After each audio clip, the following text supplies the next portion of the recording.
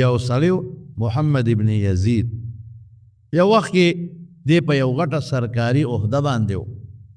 او د عبدالملک ابن مروان زوی یزید هغه له څه سزا ورکړې وه اگر چې په جایز یې ورکړې وه دا د حضرت عمر ابن عبدالعزیز رحمت الله علیه زمانه وه چې عمر ابن عبدالعزیز کله مړ شو نو دا یزید ابن عبدالملک دته یو غټه ګورنري میلاو شو د دغه خو ډک هغه محمد ابن یزید ته نو وی دا راونیسئ دی غریب تی وتښتېد خو پولیس یې ورپسې ګرځه او پرې نه ښوده او سړی یې راونیو او چې راوینې و نو ځان ته یې مخامخ ودرو وی ما نه به دې څوک بچ کوي تا ما نه څوک بچ کولی شي هېڅ څوک دې رانه نه شي خلاصولی اوس ته نه پرېږده داسې یو طاقت نشته چې ما نه دې څوک بچ ګوره څونه کبر یې هغه وی ما خو تا سره بد نه دی کړی ما ته خو بادشاه حکم کړی چې دې جیل کې واچو زه دغه او د بادشاه مې په څه طریقه راضي کړو ته مې د جیل نه راوویستې ما خو دا سره خو کړل چې ما د جیل نه راوویستې او په جیل کې مې تاله خاص کمره درکړه عامو جیلیانو سره مې ونه ساتلې او تاله به ما خصوصي ډوډۍ درلېږله او بیا مې بادشاه راضي که عمر ابن عبدالعزیز او ته مې راوویستې ما خو تا سره بد نه دی کړی او نه دې ټکي تاسو واورئ دا مو وایه چې ما به درنه څوک خلاص کړي که الله وغواړي نو ما درنه خلاصولی شي یو ذات شته وی اوس دې رانه خدای هم نشي خلاصولی وغورځېد اوس دې رانه خدای هم نشي خلاصولی ګوره کبر یې بادشاه سرمن یې راوغوښته سرمن او په ځمکه یې واچول او زنځیرونه اوړی زما لاسونه یې پرې وتړل او زما خپې یې پرې وتړل په زنځیر یې زما خپې یې وتړل زما لاسونه او زما سټ یې دغه سره وتړه چې ونه لړم او جلاد یې راوستوي دې تورې ته ګوره ځکه نو اوس چغه ووهه خدای ته دا اوس چې تا ما نه دعا بچ کړي دې کې بانګ وویل چې بانګ یې څنګه وویې دا خو به ظالمان بادشاهان منځونه به یې کول منافقین او منځونه به یې کول چې څوک راباندې بدګمانه نه شي چې بانګ یې وویل هغه جلاد ته یو منټ صبر وکړه دا مونځ کوم د مانځه نه پس به دې سر و خو چې دا یزید ابن عبدالملک ظالم گورنر مانځه ته ور مخکې شو یو سړی شاته پټ ولاړ و په دا چاړۍ و مړ په مردار په هغه ساعت په مردار مړ شو او چې څنګه مړ شو د هغه نه پس بلو وی پرېنېدی زما یې لاسونه هم پرانېستل زما یې خپې هم پرانېستلې وی زما بري کړې الله کولی شي ها الله بچکول کولی شي خو الله دله نه چغه غواړي یو لطیفه ده یا به حقیقت یا به ني خو مشهوره لطیفه ده او د عبرت ده و یو سړی په سترګو ړوند و بازار کې به ناست و چغې به یې والې خدای سترګې خدای سترګې خو د ده مطلب د سترګو نو د ده مطلب ده چې دا خلک ما ته وګوري چې دا خو غریب د سترګو معذوره دی محتاجه دی نو زه پیسې به راکړي اجل جانه دا خدا چغه نه راوړي نه خدای سترګې خدای سترګې خدای سترګې بادشاه چې په لاره به تېرېده ده به همدا چغه واله خدای سترګې یو ځل بادشاه روان و ړونده وې ها وی څه غواړې د خدای نه وې سترګې نو درکړي نه دي نه ښځه واپس راځم او که سترګې دې نه وې که نه نو سرمن دې وباسم پولیس ته یې وی د ده باندې ډیوټي ولګېده نه ونه تښتي او زه راځم که د ده نظر نو ټیک شوی که نه خدای ته چغې وایي خدای ته چغې وایي به ټول ملک په مخه غچترې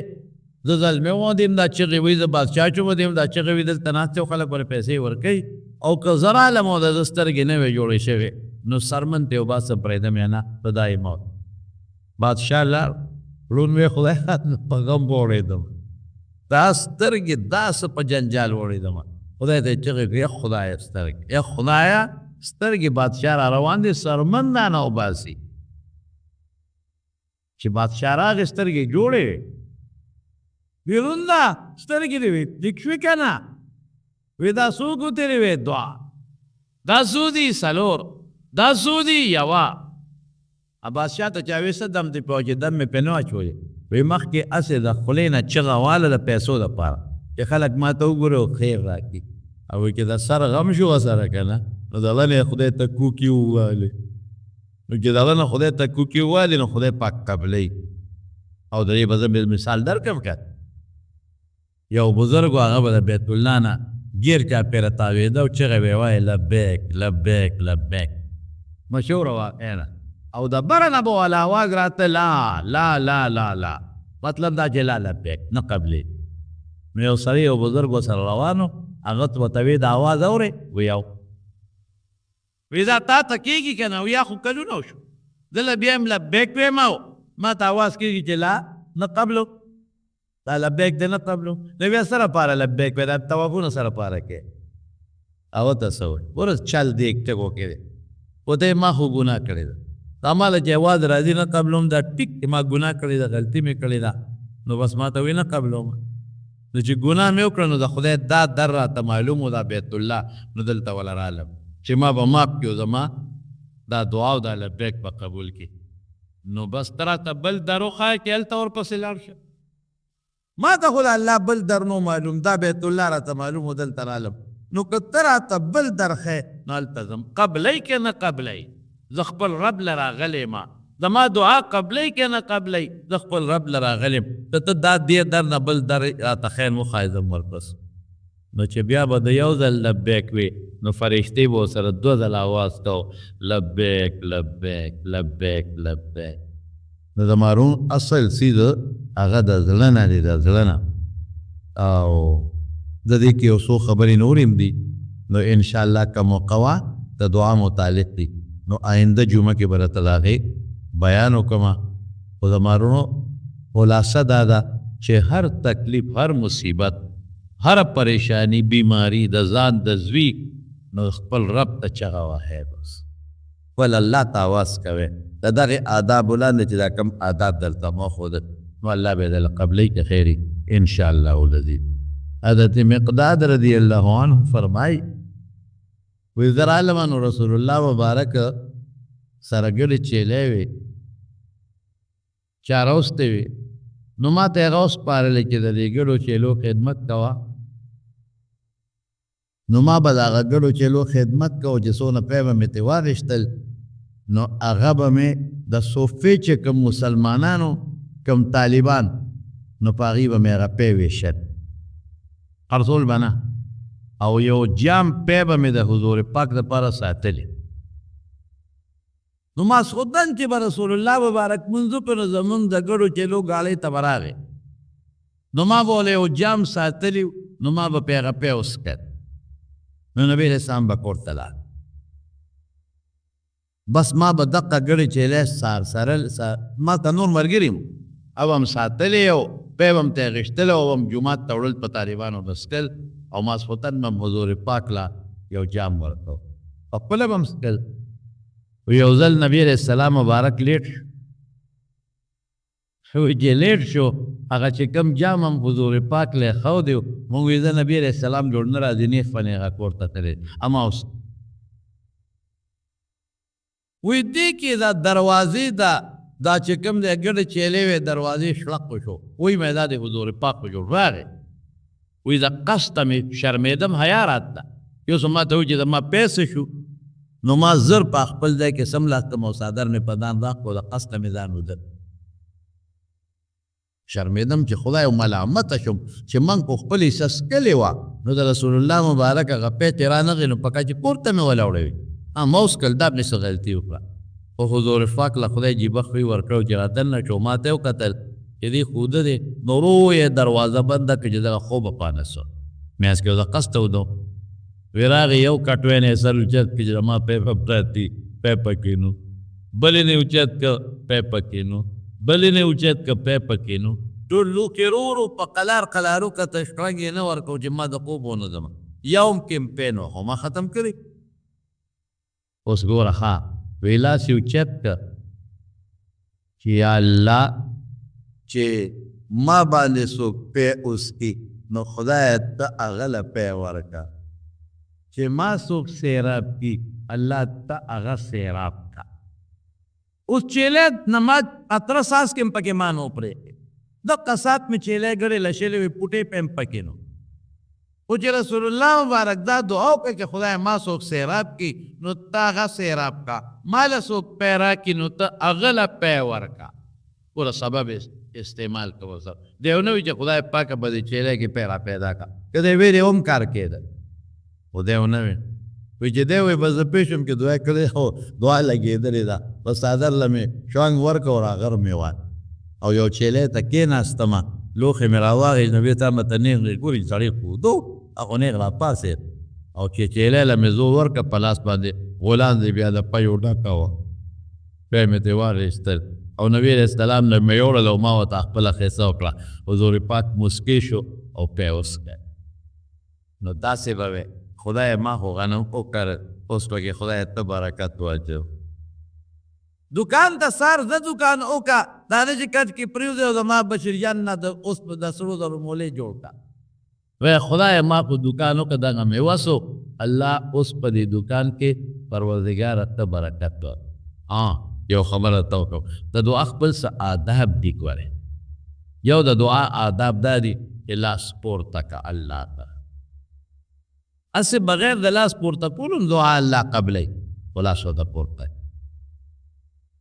او بیا حمد د الله ووایه که نور اسم نه دی الحمدلله خو تاسو ټول زده یا الحمدلله رب العالمین الرحمن الرحیم دونه پورې ووایه الله حمد او بیا د زړه نه دعا وکړه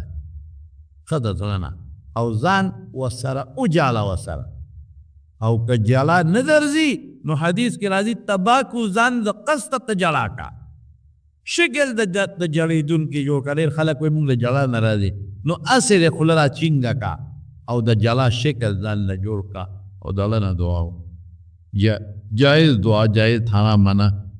او په آخره کې درود شریف ووایه زه به یو صحابي دعا وکړله او درود شریف یې ونه وې نو حضور پاک ورته وفرمایله ای دعا والا تلوار دې وکړه بل صحابي دعا وغوښته او آخر کې درود شریف ووایي نو رسول الله مبارک وی دعا دې قبوله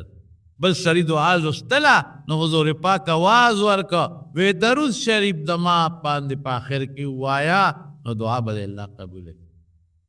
نو مخکې د خدای حمد وروستو درود شریف د زړه نه دعا او ځان وجاړوه یعنی شکل د جړېدونکي جوړ کا بل آداب دا دي چې قبلې ته مخ کا د قبلې ته نی بیا هم قبلېږي او قبلې ته مخ بل آداب دا چې مونځ وکړه ګوره حدیث کې صلات حاجت نه دی راغلی صلات توبه نه دی راغلی نو یو 2 رکعاته نفل وکړه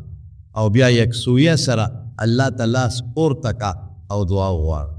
په بعضې وختونو کې خدای دعا قبلی لکه د جمعې په ورځ باندې د مازدیګر حضرت معاویه رضی الله عنه دور او زمانه راغله یو دور او زمانه داسې وه چې د صحابو خپل منځ کې اختلافات و خو آخر وخت کې بیا د حضرت معاویه رضی الله عنه سلطنت او د هغې حکومت مستحکم شو حضرت معاویه رضی الله عنه په خپل زندګۍ کې او په خپل ژوند کې لا وفات نو د خپل زوی دپاره یزید ابن معاویه دپاره د خلکو نه بیعت اخیستل شروع کړل اوس دې زمانه کې چې انتخاب کېږي د مشر نو هغه د وټونو په ذریعه کېږي او هغه زمانه کې چې به انتخاب کېده نو د بیعت سلسله به وه خلکو به یو مشر له لاس ورکړه بس دا به د هغوی وټو نو په خپله زندګۍ کې او په خپل ژوند کې د خپل زوی دپاره د یزید دپاره بیعت شروع کړه او چونکې هغه په خپله جمدی و حکومت یې خپل و د حکومت چې څومره والیان و ګورنران هغې خپل و د فوج سربراهان او مشران یې خپل و نو دا مرحله ورته ډېره اسانه وه او عامو مسلمانانو د فتنې نه او د انتشار د بس کېدو د لاسه د یزید بیعت وکړه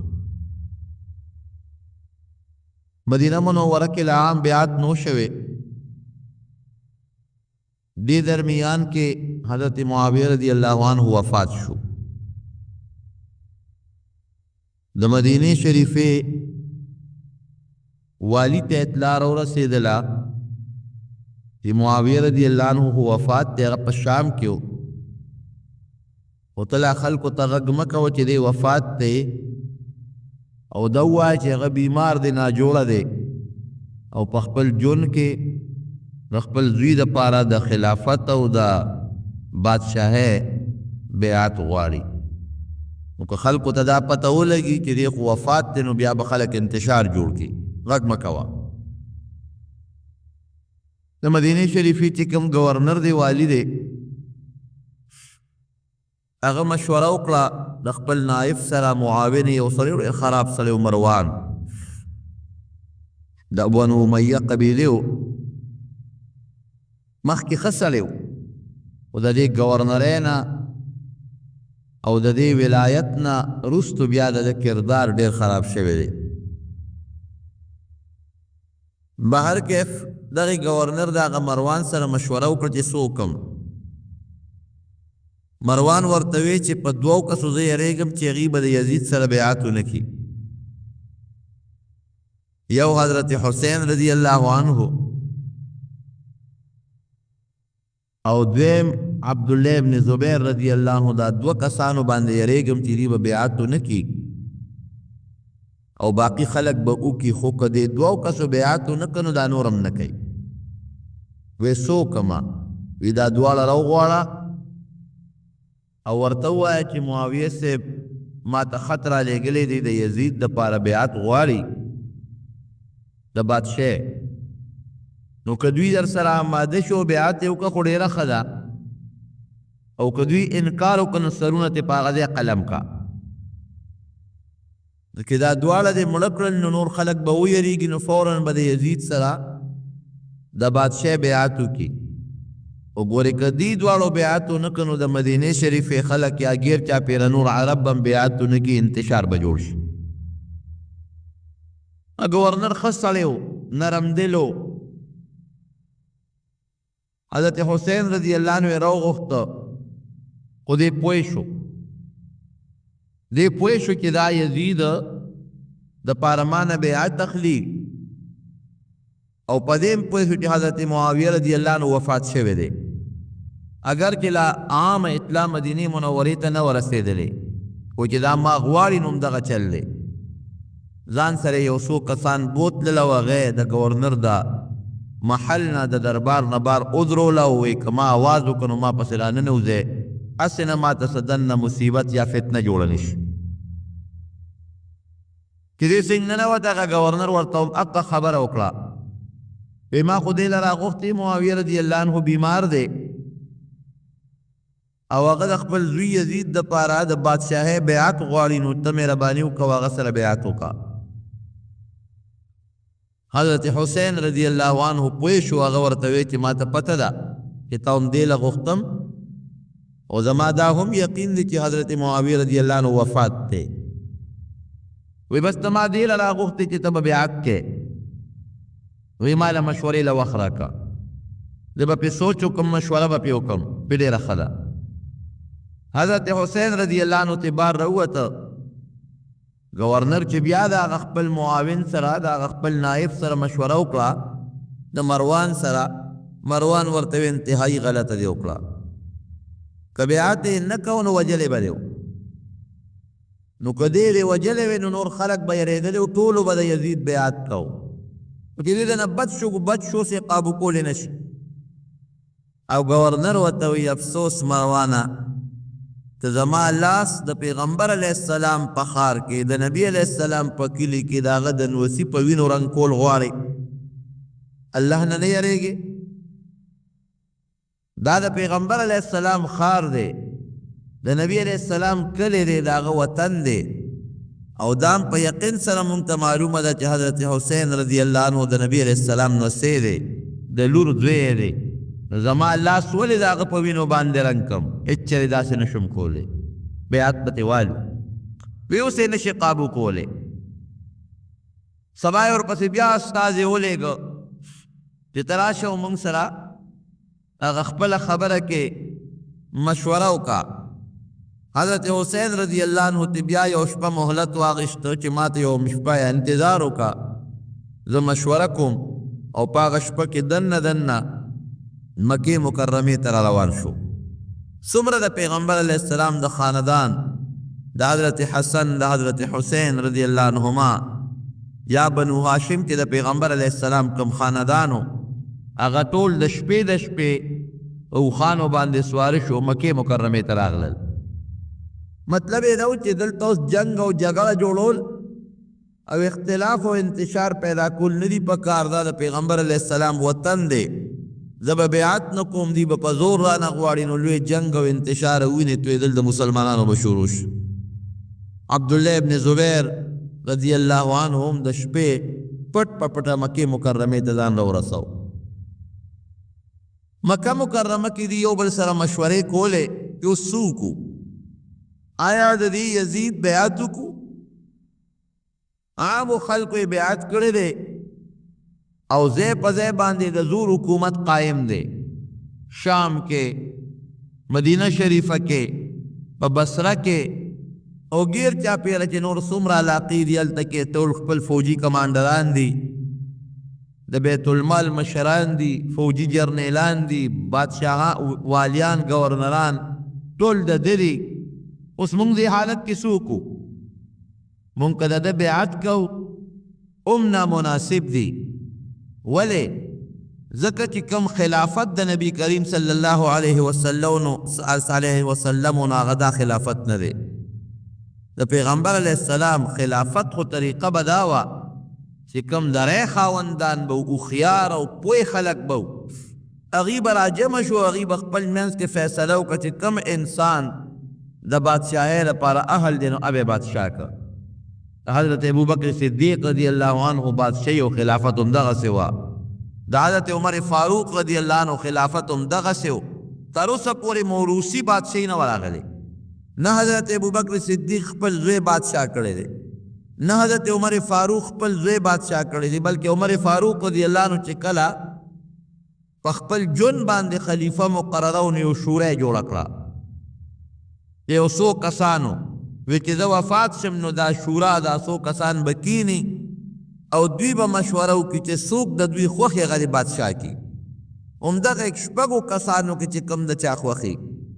وی زما زوی عبدالله بن عمر بم پکې ناست دي، خو دا زه ټولو ته اعلان کوم چې هغه له به بادشاهي نه ورکوئ. هسې مشوره دې والی خو بادشاهي به هغه له نه ورکوئ. بیا د هغه نه پس حضرت عثمان رضی الله عنه په خپل ژوند داسې نه دي کړی چې د هغه زوی د هغه په ځای باندې ولاړ دی او د هغه د بادشاه اعلان یې کړی دی. نه حضرت علی رضی الله عنه داسې کړی دی. حضرت معاویه رضی الله عنه د یو مجبورۍ د لاسه داسې یو مسله وکړله نو په دې اکابر صحابه کرام چې کوم مشرانو ټول خپه و چې دا مناسب نه ده. دا خو پکار دا و صحابه کرام موجود دي د نبی علیه السلام، مشران او دیندار او د پیغمبر علیه السلام د مجلس خلق موجود دي، د هغوی د خاندان خلق موجود دي. نو پکار دا و چې هغوی مشوره کړې و چې کوم سړی د بادشاهۍ او د خلافت اهل وي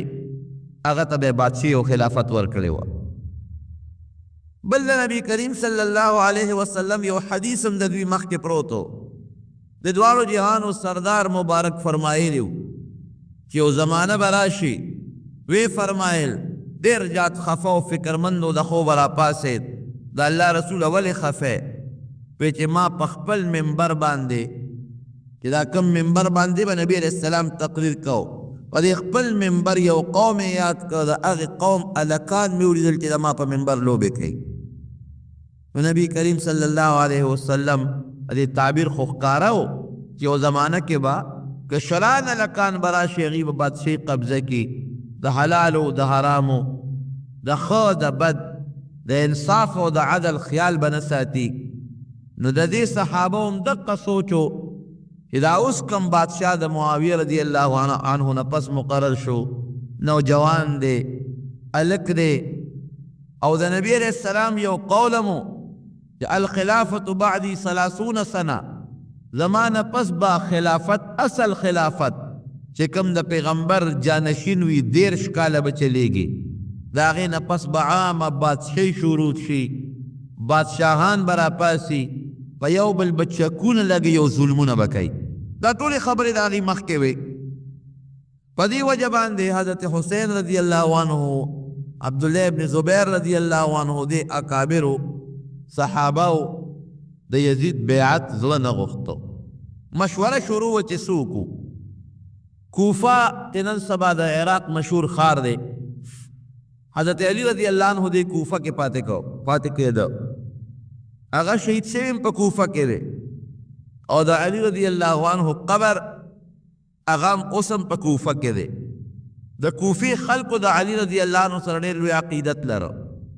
او ډېره مینه یې لرله نو هغوی خطونه راولېږل او استازي راولېږل حضرت حسین رضی الله عنه پسې مکې مکرمې ته چې ته مهرباني وکړه کوفې ته راشه د کوفې ټول خلق ستا په انتظار دی کوفې ته راشه نو موږ ستا په لاس بیعت کوو موږ تا خلیفه کوو تا مشر کوو د یزید بیعت موږ نه کوو حضرت حسین رضی الله عنه د خپلو ملګرو سره مشوره وکړه چې څه وکړم کوفې ته لاړ شم او که نه شم چې کوم نږدې صحابه وو د پیغمبر علیه السلام ملګري وو هغې مشوره نه ورکوله وی پام کوه کوفې ته به نه ځې موږ دا مشوره درکوو د کوفې خلک غداران دي دوکه به در سره وکړي زړونه به تا سره یې ګورې د پیسو لالچیان خلک دی که پیسې واغشتا نو زړونه به تا سره یو توره به ګورې بیا د مخالفینو سره پام کوه دا غلطي ونه کې لیکن دومره خطونه درې غټې غټې بوجې د خطونو یو بل دا د پسې راتلې او دا اعلانات به کېدل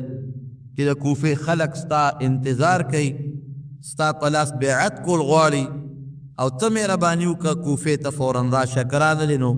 دلته ممکن د سلانجه جوړه شي د یو هوښیارتوب وکړه د خپل د تره زوی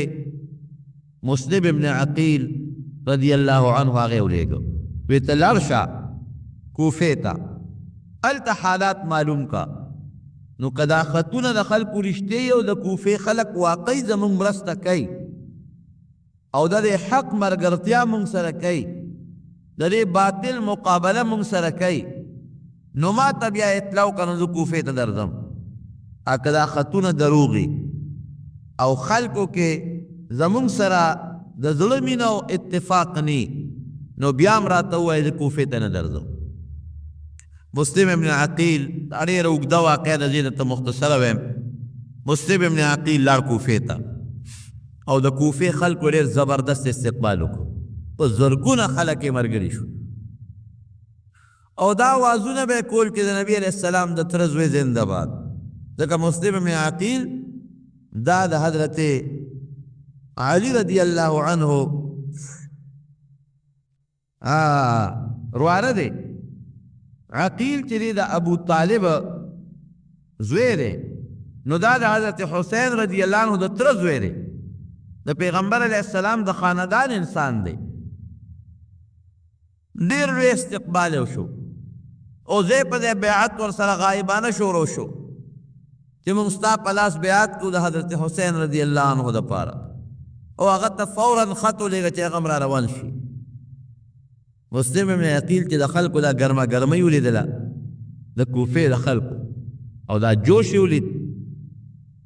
دا خلک خو زموږ ټول تابعدار دی او ټول د نبی علیه السلام په خاندان ځان قربانوي یاره دا خلک خو اورېدو والا خلک نه دی دا واقعي زموږ د خاندان مینه ناک دي موږ سره محبت دی او زمونږ نه اورېدو والا دي او یو کس ته نه ټول د کوفې خلک په زرګونه د قبایلو ګیر چاپېره چې څومره علاقه وه کوفه یو خاص ښار نه څومره چې ګیر چاپېره د عراق د علاقې وې دا ټول په یو اواز ورسره پاڅېدل او بیعتونه ورسره شروع شو مونږ بالکل د یزید بادشاهي نه منو مونږ د هغه مقابله کې د نبي علیه السلام نوسې ودرول غواړو او فورا دې راځي مسلم ابن عقیل کې دې حالت ته وکتل یو خط یې ولیکه او په هغه خط کې حضرت حسین رضی الله عنه ته ولیکل چې ته مهرباني وکړه فورا را روان شه کوفې ته ممکن د مکه مکرمه کې تا ته خطره میلو شي، دلته هېڅ خطره نشته. هغه خو هغه ظاهري د خلکو هغه مینې ته وکتل. د کوفې خلک ټول زمونږ ملګري دي، هېڅ څوک زمونږ مخالف نشته او ټول په مونږ ځانونه قربانوي. حضرت حسین رضی الله عنه ته خط را روان شو، خو پیاده سفر یې بلا مزل به و. خوا یزید ته پته ولګېدله، شام ته اطلاع میلو شوه چې حضرت حسین رضی الله عنه خو مکې مکرمې ته راغلی دی. نو مکې خلک هم ورسره ټول ولاړ دي ستا خلاف. او بیا کوفې ته د تره زوی راورسېد مسلم ابن عقیل، او ټول د کوفې خلک ورسره ودرېدل. او بلکې یوازې ودرېدل نه، د هغه دپاره بیعت هم شروع شو. پوه شو، هغه ویل که دا کوفه هم زما مخالفه شي، د مکې خلک هم زما مخالف شي، او دا خو د نبی علیه السلام نوسې دی، که دې لږم میدان کې ودرېده نو دا ټول خلک د ده مرسته کوي او زما بادشاهي خو بیا بربادېږي. زما څوک د مقابله کې چې ته بادشاهي دي، راشه زور نه کار واله. نو د بصرې چې کوم ګورنر و کوفې سره مخکې یو ښار دی، دا مې عراق کې راځي، عبیدالله ابن زیاد، هغه ته یو خط ورولېږه او هغه ته یې فوراً کوفې ته لاړ شي. او د کوفې خلک په هغه طریقه چې دا حضرت حسین رضی الله عنه او د عبیدالله ابن د مسلم ابن عقیل نه د هغه د تره د دوی نه واړوه. پیسې غواړي پیسې ورکه، مشرۍ غواړي مشرۍ ورکه. په پیسو کار نه کېږي او په زور کار کېږي نه، چې څوک مخالف وي ختم کا، مړه کا، خدا فتنه ختمه کا. عبیدالله ابن زیاد چې کوم د بصرې ګورنر و د یزید د طرف نه دی راغی کوفې ته، او د کوفې جامع مسجد کې اعلان و، خلک یې ځان ته را جمع کړل. هغه سره خپل لښکر دی، د بصرې نه ځان سره راوستی دی. جامع مسجد د کوفې لوی جومات کې ودرېده او دا اعلان یې وکړه چې خلکه زه یزید چې د امیر المؤمنین دی، زه د بصرې ګورنر یم او ما له د کوفې ګورنر یم راکړه، دا د هغه خط دی. نن نه پس زه د کوفې ګورنر یم او ما ته دا اعلان کړی دی چې که څوک زمونږ مرسته کوي مونږ هغه له پیسې هم ورکوو، هغه له مونږ عزت هم ورکوو، هغه له مونږ مشري هم ورکوو، او که څوک زمونږ مرسته نه کوي او زمونږ په مقابله کې د حضرت حسین یا د مسلم ابن عقیل ملګرتیا کوي نو بل چل ورسره نه کوو بې د مرګ نه وجنو یې. خلک یې ویارول او چا له پیسې شروع کړې. نو نن خدا ورټول له پیسې دی. تاسو دا په عراق کې او په افغانستان کې یو ځای په ځای نه دی. دا خلک ولې نن د امریکې مرسته کوي؟ ورته ښه پته ده د یهودو او د امریکې هغه د مسلمان دشمني ورته معلومه ده. دا ورته معلومه ده چې یاره د امریکا او د یهود زمونږ په دې وطن کې څه کوي.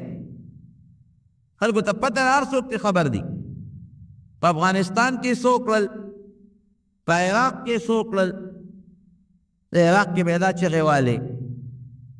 چې یاره عراق چې دی نو دا نوې وسله او ایټمي وسله ده او هتیار دی ورسره، او معاینه کار به یې لېږل چې دې معاینه کارو سره مدد نه کوي، امداد ورسره نه کوي، او د ایټمي وسله جوړه کړې ده او دی کړي دي هغه یې کړي دي. تر ننه پورې دې ټولې دنیا ته پته ده چې په عراق کې چېرته ایټمي وسله خو دا چې اسم چا څه پیدا نه کړی شو. په خپله اقرار وکړو یاره مونږ چې په کوم مقصد په عراق حمله کوله نو هغه غلطه او هېڅ قسمه هتیار پکې نشته، نه پیدا کړی شو. افغانستان کې وی یاره وی دا طالبان چې دي دی وی د ښځو حقوق او عامو خلکو ته خپل حق نه ورکوي، د ده څه حق وله ورکړه. څومره دنیا تباه کړل او څومره خلک شهیدان شو، څومره ښځې پکې کونډې شوې، څومره بچي یتیمانان شو. د دې امریکې دا ظلم زه وایم چې بچي به مني کې دا ظلم کوي. ټول پاکستان کې نه ټوله دنیا به مني کې دا ظلم کوي. هر څوک به مني، لیکن بیا هم ډېر خلک ملګري دي. زړه نفرت به د هر مسلماني د امریکې سره، ولې بیا خلک ملګري دي؟ صرف د پیسو د تمې په لالچ باندې. پیسه ورسره ده، لګیا دي ډالرې په افغانستان کې تقسیموي، لګیا دي ډالرې په عراق کې تقسیموي. هغه ډالرو باندې او هغه پیسو باندې د دنیا خلک په خپله قبضه کې واخیستل. پیسه خو داسې یو شی دی، قسم دی الله دې زمونږ ایمان ته خیر کړي. یعنې پیسه چې راشي سړی بیا د ایمان نه هم پې ورتېري. هغه دور د صحابه او هغه دور د نیکانو صالحینو هغه تیر شوی دی چې هغوی به ایمان په مقابله کې دولت او بادشاهي پار سے لاړې توکلې هغه دور تیر دی اوس د کوف چې دی راغی او ته اعلان یې وکړ بس مشرانو له پیسې ورکړې دومره پیسې تقسیم کړله چې د کوفې خلکو خو یا د مسلم ابن عقیل د پاره د زنده‌باد نارې کولې او کوڅه په کوڅه ګرځېدل او هغه به په اوږو سوره او دا د نبي علیه السلام د خاندان دی او دا د حضرت علي صاحب ورواره دی او دا د حضرت حسین رضی الله عنه د تر زوی دی او پرچار او خطو یې ورپسې لېږلي او راغوښتې او یا ټول ترې په خپلو کورونو کې کېناستل عبیدالله ابن زیاد دا گورنر پوه شو چې خبره خو به څه ناڅه قابو کړه راغی چې کوم د گورنرۍ محل و هغې ته وخت او د هغې محل نه اعلان وکړو وی ګوره زه بیا هم درته د اعلان کوم چې ما د دا مسلم ابن عقیل هر ځای کې چې را پیدا کې که چا دې مونږ له راوسته هغه له مې انعام ورکوو او که چا مونږ ته د ځای وښو چې دی په کوم ځای کې ناست دی نو هغه له مې انعام ورکوو او که چا یې مرسته وکړه نو د هغه سزا هم دغه ده چې هغه وجنو پرېږدو یې نه مسلم ابن عقیل ته پته ولګېدله چې دی خو زما مقابله کې د خدای اعلان وکړو نو هغه خپل د کوفې خلکو ته وایي چې راځئ ستاسو خو ما سره ولاړ یې ځای کې وردو 18,000 تاریخ لیکي په شمېر 18,000 کسان ورسره ملګري وو د مسلم ابن عقیل سره 18,000 لږ نه زرم نه 2,000 نه او ټول رالل او د دې عبیدالله ابن زیاد د هغه محل نه یې ګیر چاپېره محاصره وکړه راځئ به ستاسو زما ملګري چې دا ختم کړو او د سره په شمېر په دغه ځای کې 50 یا 60 کسان دي دغه ګورنر سره 50 یا 60 او 18,000 د کوفې خلک د ګیر چاپېره محاصره شو دغه 50 شپېتو کسانو کې هغه خلک هم چې هغه د دوی د قومونو مشرانو هغوی ته وایي شابه کوشې وځئ د محل نه او چې کم خلک د مسلم ابن عقیل سره ملګري دي هغوی له پیسې ورکړي لالچ ورکړي څومره پیسې چې غواړي ورکړي وله دا خلک رانه پره کړي او په خپله بیا د قلعه سر ته وخته اعلان یې وکړه خلکه زه ګورنر یم ستاسو د یزید د طرف ته ما له د کوفې ګورنري راکړې ده او زه د اعلان درته کوم چې څوک زما مرسته کوي څومره پیسې چې په کار یې ورکوم د قومونو مشرۍ به ورکوم او که چا زما مرسته ونه کړه او د دې مسلم ابن عقیل مرسته وکړه نو خیر یې نشته ما به تاسو مړ کړې خو درپسې بل لښکر را روان دی تاریخ لیکي چې یا 18,000 کسانو او یا یو قسم ورسره پاتې نه شو دا غریب دقسې په میدان یوازې پاتې شو او اخره کې ډېره زیاته د غم او د افسوس واقعه را خودی هم گرفتار کړ او ریوست او ځان ته مخامخ ودرو او په دومره بې دردۍ باندې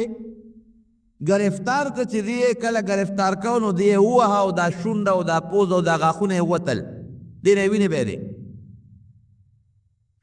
ځان ته مخامخ ودرو تو حضرت حسین را لېږلې او ډېر د حضرت حسین رضی الله عنه په حق کې ډېرې ستغې سپورې ډېرې د کنځلو خبرې وکړې د ورنم جوابونه ورکړل هغه الفاظ ما له مناسب نه دي خو بهر کې سړي ته حکم وکړه جلاد ته د محل سر ته وښیې جواب او هلته په توره ته سر ووهه او سر او تنې دواړه لارې ته وغورځوه چې خلک ته عبرت وایي وی یو وصیت کوم هغه خو مې ومنه کړه وی وایه څه وصیت دی دی وی یو وصیت خو دا دی زما یو وصیت ومنه باقي زه چې ته سوی نو بس وجنې مې او کار څه کوې خو زه ستا په لاس باندې یا د یزید په لاس بیعت کول نه غواړم خو یو وصیت مې ومنه وی یو وصیت څه دی وی یو خو دا دی چې زما لاش زما یو رشته دار دلته کې هغه ته حواله کړه چې ما لاش ښخ کړي ما د مرګ نه پس دویم ما باندې 700 درهم دی یو سړي قرض دی دغه رشته دار ته دا وصیت کوم چې د ما هغه قرض خلاصه کړي او دریم زه یو خط لیکم د حضرت حسین رضی الله عنه په نوم باندې ځکه هغه ته ما یو خط لیږلی دی او ما ورته وایي چې د کوفې خلک زموږ ډېر تابعدار دي نو ممکن ده چې هغه را روان شوي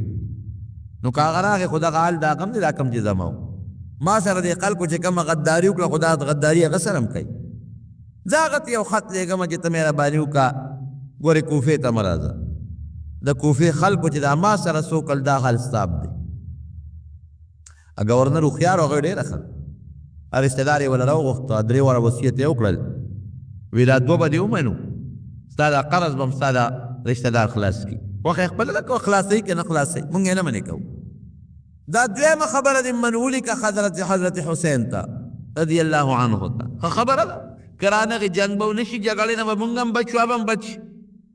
او دا درېیمه خبره دې نه منو چې ستا لاش دې ښخ کړي ستا لاش په همدقسې په دې میدان پروت دی ته نه منو اوچت یې که بره د قلا سر ته او هغه ظالم جلاد ته سر ووو سر یې هم لاندې پرېوته او وجود لیله ته ورکړه هغه هم لاندې پرېوته ځای دومره اوچت و تاریخ لیکي چې دې ځمکې له راغې نو دا د خپې دا ډوکې مات شو حضرت حسین رضی الله عنه ته په اړومبې خط رسېدلی و د خو ورته لیکلي و ځکه د کوفې خلکو په اړومبې ډېر مضبوط استقبال کړی و هغه ته خط ورسېد چې د کوفې خلق خو زما مرسته کوي او زما د تره د زوی استقبال وکړ او د عدل او د انصاف د حکومت دپاره زما شاته ودرېږي زموږ نه ځان قربانوي خپلې قافلې ته یې حکم وکړو ځان تیار کړي کوفې ته څومره چې په مکه مکرمه کې مشرانو هغې وله مشوره ورنه کړئ مده تر دې حده پورې عبدالله ابن زبیر رضی الله عنه ورته وی ګوره د کوفې ځمکې ته چې قطعا لاړ نه شي دغې خاورې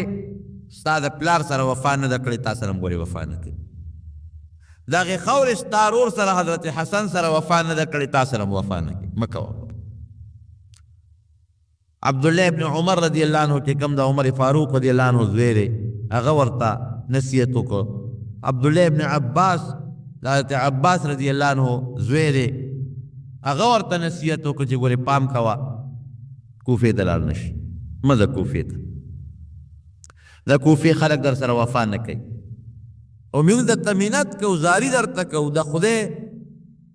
په نوم درته قسم اچوو چې کوفې ته مه ځه او حضرت حسین رضی الله عنه کوفې ته اراده و چې د خامخا ځم اورېدلی دي د هغه یو حدیث ما ته رسېدلی د نبي کریم صلی الله علیه وسلم چې په حرم کې به یو حیواني یو انسان به هغه انسان د نبی علیه السلام د حیوان مثال ورکوي یو حیوان به چې د هغه د لاسه به د مکې مکرمې د حرم عزت بربادېږي نو هسې نه په دې مکه کې پاتې شم او دلته جګړه جوړه شي نو د پیغمبر علیه السلام دغه حدیث مصداق زو نه ګرځه هسې نه هغه کس زه نشم چې نبي علیه السلام د هغه په حق کې فرمایي یو شی به چې د هغه د برکت نه به د حرم تقدس ختم شي د هغې عظمت او احترام به ختم شي نو د حرم نه بار که جګړه کېږي دلته به هم راسره کېږي که وینې تویږي دلته به هم تویږي خو چې کم از کم دا د حرم په دې ځمکه ونه شي او بار وشي نو ښه به او دویم وی ما د شپې خپل نیکه په خوب کې لیدلی دی نبی علیه السلام هغه راته یو حکم کړی دی د هغې حکم به زه پاسداري کوم هغه حکم به خامخا زه منم اوس نتیجه که ما سره برابر خیږي او که زما مخالف خیږي که زه مرم او که زه جمدې پاتې کېږم وی هغه څه خوب دی وی نه د خپل نیکه راز په خپل ژوند فاش کول نه غواړم دا دوه خبرې وي د دې دوه خبرو د وجې نه مجبور دی چې دی د مکې مکرمې نه وځي او درېیمه خو هغه خبره وه که د یزید په لاس باندې د بیعت کول نه غواړم دی خلیفه د مسلمانانو نه دی دی په زور د خلکو نه بیعت اخلي خلیفه خو دغه نه چې په زور د خلکو نه مشري والي خلیفه خو چې مقرریږي د مسلمانانو مشرانو د مشورې خاوندان کوم چې مشران یې هغې به د هغې انتخاب کوي بهر کیف هغه خطونه هم د په مخ کې چې کوم د کوفې خلکو ته رالیږلي او د مسلم ابن عقیل د تره د زوی هغه ړومبی ختم و چې هغه وی چې د کوفې خلکو خو زما ډېر لوی استقبال وکړه راځه نو ټول چې څومره د نبي علیه السلام د نبوت د خاندان کم کسانو نه هغه ټول د قافلې په شکل کې د مکې مکرمې نه کوفې طرف ته روان شو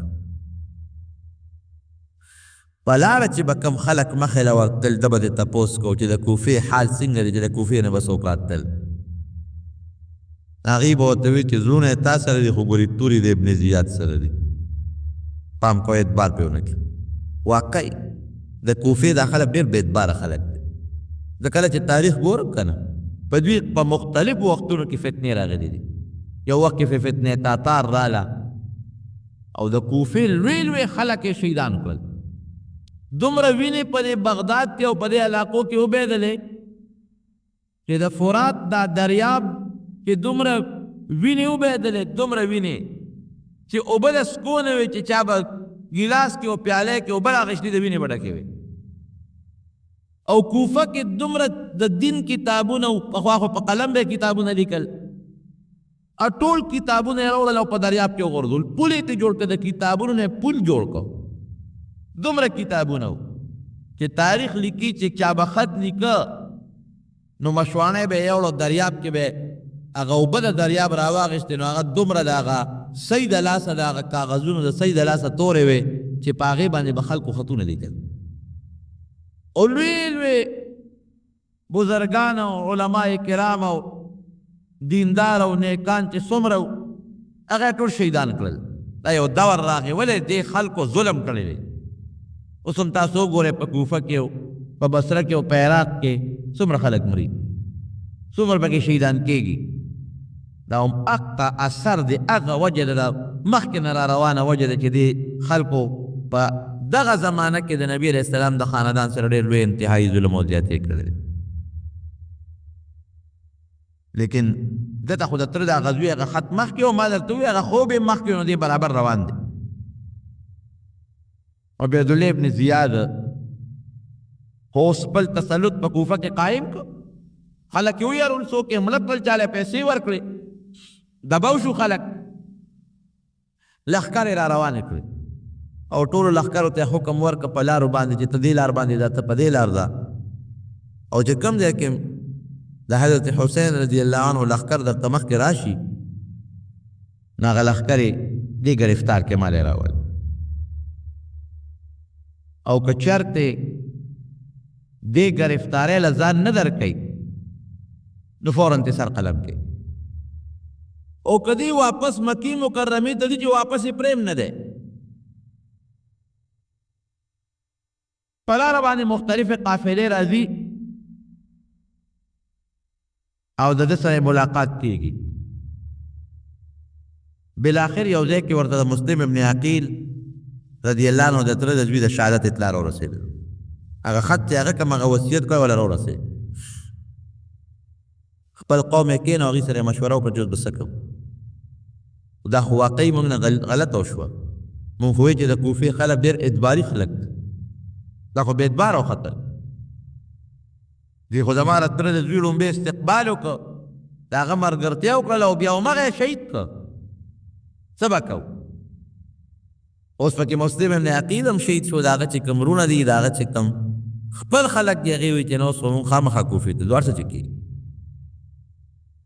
او حضرت حسین رضی الله عنه هم په دې سوچ کې دي چې ما هم د نبي علیه السلام په حکم را روان شوی یم پیغمبر علیه السلام خوب چې ما ته حکم کړی دی مشوره د ټول خاندان نبوت په دې وشوه که ماشومان دي او که ښځې دي او که لوی دي او که واړی چې ځو هر څه چې کېږي وړې وړې معرکې په لاره باندې کېږي وړې وړې معرکې بالاخر ډېره اوږده واقع ده یو ځای بل ځای بل ځای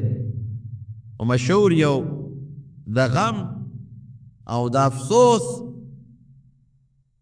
یو میدان چې هغه مشهور میدان د کربلا دی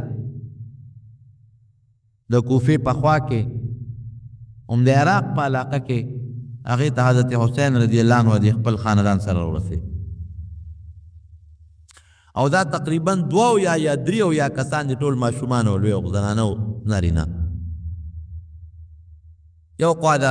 نبی علیه السلام د خاندان قافله ده او بل طرف ته د هغه ظالمانو جابرانو قافله ده د هغې مشران دي حر او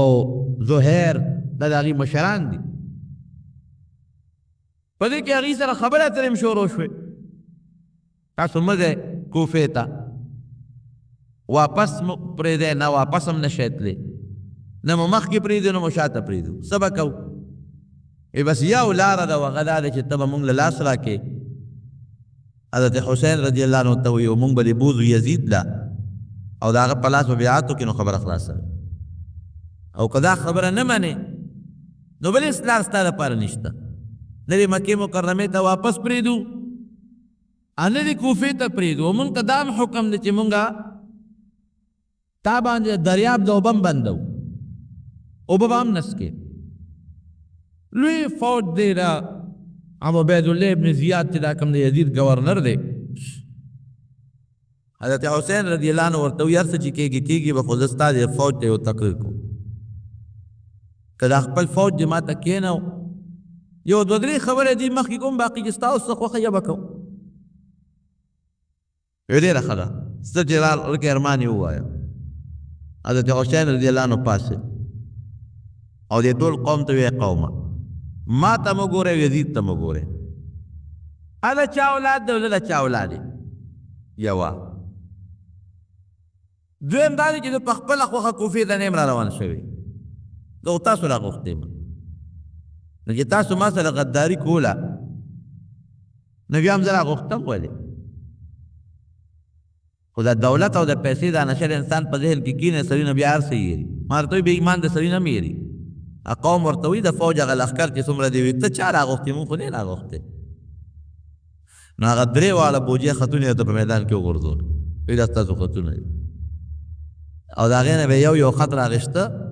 د هغه مشرانو چې کم په دې لښکر کې موجود و فلان کې شته وایي دا ستا خط دی که نه دی وایي نه زما نه دی دا بل فلان کې په دې ستاسو په دې لښکر کې شته وایي دا ستا خط دی که نه دی ټول خطونه یې ورته وښول وایي دا موږ نه دي لیکلی چا راغوښتې موږ نه یې راغوښتې بهر کیف سخته مقابله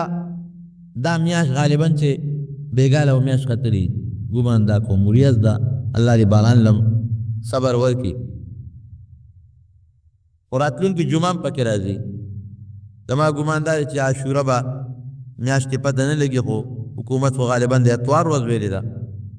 خو یا به د خالي ورځ شي یا به د اتوار ورځ شي د عاشورې متعلق څه احکام دي بلې جمعه کې به درته ووایم خو دا میاشت د دې میاشتې د محرم چې کومه لسمه ورځ ده د عاشورې ورځ چې ورته موږ وایو په دغه شپه باندې حضرت حسین رضی الله عنه د خپل خاندان سره بیا مشوره وکړه او خصوصا خپلې خور سره حضرت زینب رضی الله تعالی عنها هغې سره مشوره وکړه لیکن دا ګوره دا خاندان د نبی علیه السلام او کومه بهادري چې د نبی کریم صلی الله علیه وسلم په سینه کې پرته وه هغه بهادري د زنانه او د ماشومانو په سینو کې هم پرته وه ویرولې ته چې په کوم مقصد را روان شوی هغه مقصد دې څه کړه زموږ مقصد خو دا و چې د حق دپاره ځو او د باطل مرسته او ملګرتیا به نه کوو هېڅ پروا نشته که ته په دې لار کې شوي کېږي نو هېڅ پروا نشته شهادت خو مرګ دی که نه نو مونږ خو د مرګ نه خلاصېدی نشته که نن د مرګ نه بشو سبا به مرو که سبا نی بلوز به مرو بلوز دی بلوز به مرو نو خپل بچي سره زین العابدین علي ابن حسین او بیماره مو ماشوم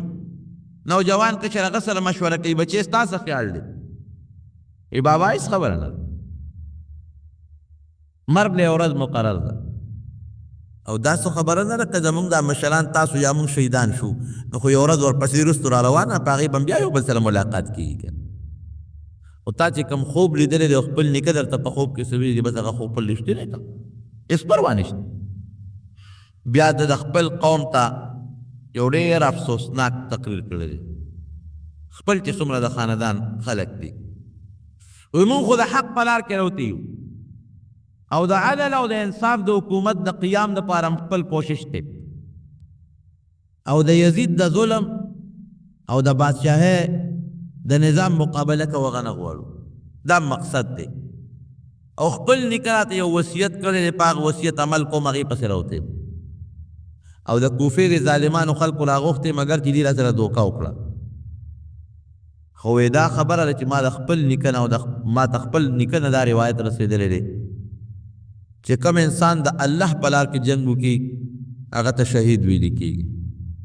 او شهید په دنیا کې مړی لیکن د خدای په نس جم دی وي نو که موږ ته دنیاوي مرګ میلو شي نو دا زما یقین دی چې موږ به د الله په نس جم دی یو هېڅ پروا نشته زمونږ اخیري انجام مرګ دی او که د شهادت مرګ موږ ته میلو شي زمونږ ملاقات به د خپل نیکه سره وشي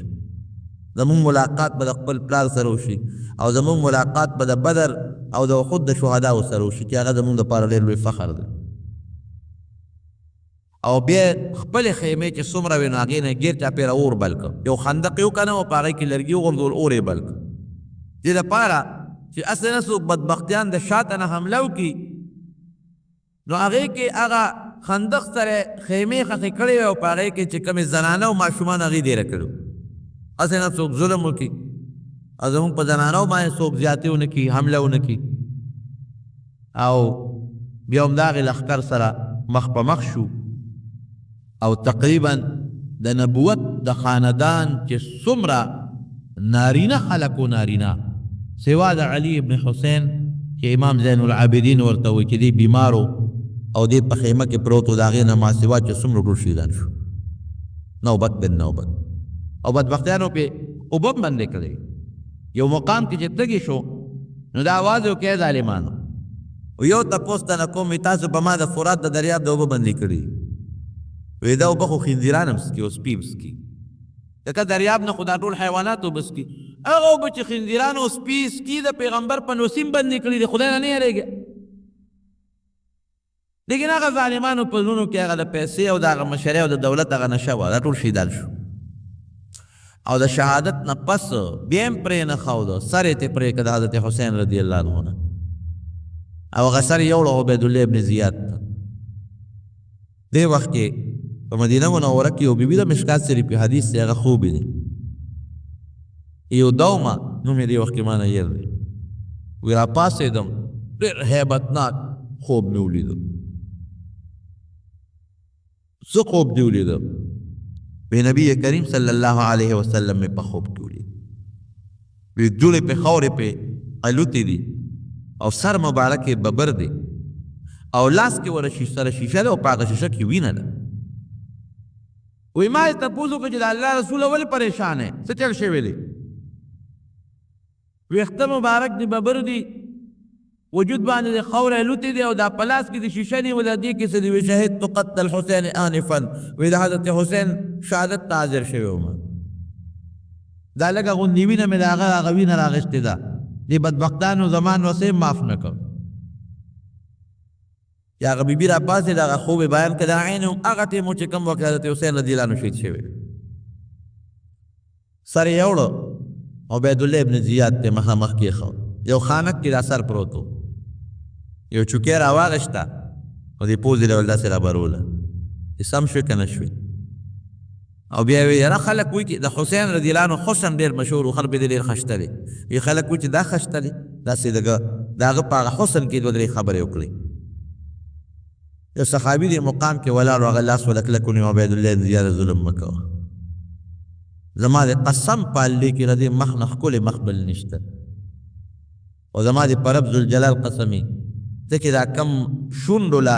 دا چوکه رابرې ما په دې خپلو سترګو له دواړو جهانو سردار مبارک لیدل کې دا شونډې ښکل کړي او ته چې کومې پوزې له غزار رابرې زما د په رب قسمي چې ما د نبي علیه السلام مبارک پوزه لیدله تا نه ده لیدې دغسې ولکه څنګه چې د حضرت حسین رضی الله عنه هغه خاندان نبوت یې ټول راواغېسته او بیا هغې له څه تحفې تحایف هم ورکړل مدینې منورې ته یې رخصت کړل لیکن رب العالمین د هغه عبیدالله ابن زیاد نه هغه بدل سور دی کې دننه دننه واغېسته یو فتنه کې رب العالمین دې مردار کړ مړ شو قتل شو یو بل فوجي لښکر کې یو راوي وایي زه ورغلم سرونه مې کتل وی قسم په الله چې سرونه پراتو پکې د عبیدالله ابن زیاد سره پروت و یو لوی اژدها خامار مې ولیده وی هغه خامار داسې روان دی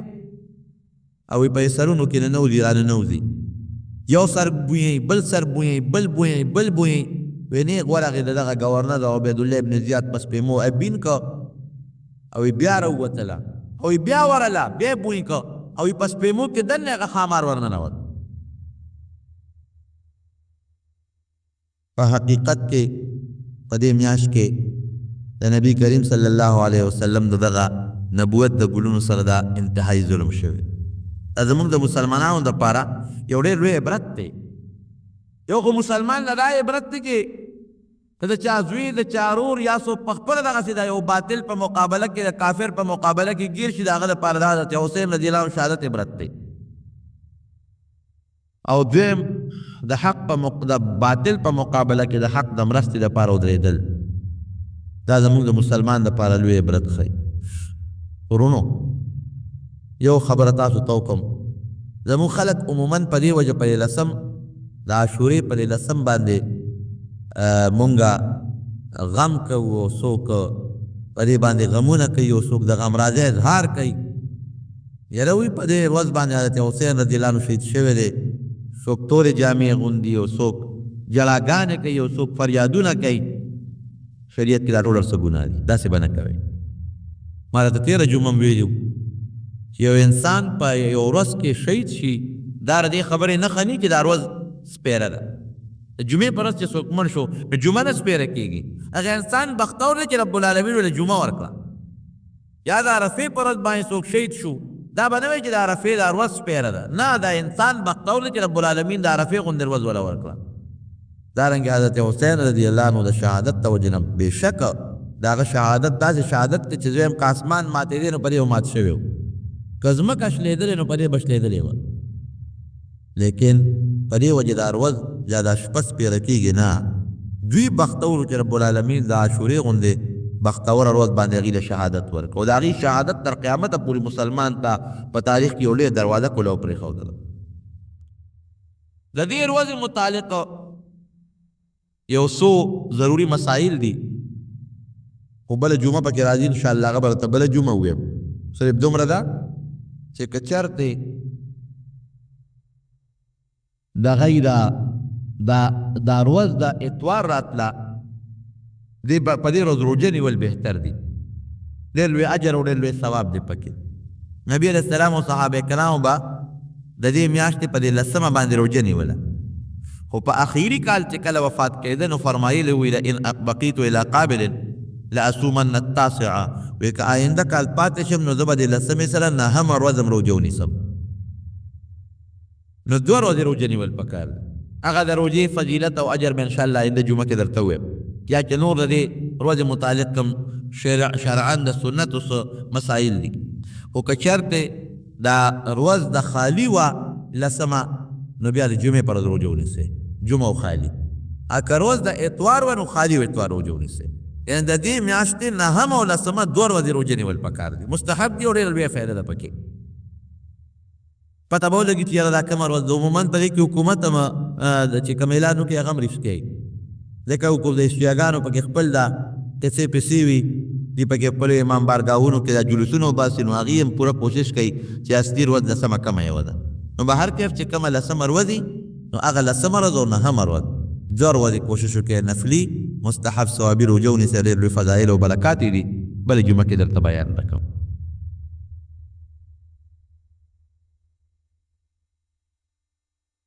په جمعات کې د سوره یاسین ختم او په جمعات کې ځانونه کول